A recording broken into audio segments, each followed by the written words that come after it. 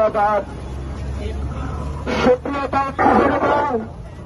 আজকে ভারতক্রান্ত মন নিয়ে আপনাদের সামনে উপস্থিত হয়েছি। এখানে আসলে কোন ভাষণ বা ঘোরাবাজি করার জায়গা নয়।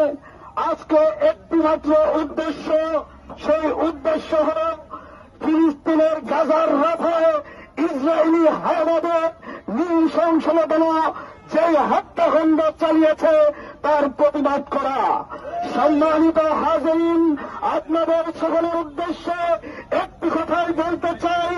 আপনারা হয়তো অনেকেই এখানে জামায়াত আছেন, হয়তো বিএনপি আছেন, হয়তো আহলে হাদিস আছেন, হয়তো সালাফি আছেন, হয়তো ওয়াহাবি আছেন, হয়তো সুন্নি আছেন, কিন্তু একটা কথা মনে রাখবেন, আমাদের সকলের পৃথিবীর বুকে একটাই লক্ষ্য, একটাই উদ্দেশ্য, সেটা হচ্ছে ইনিল হুকমু ইল্লা লিল্লাহ।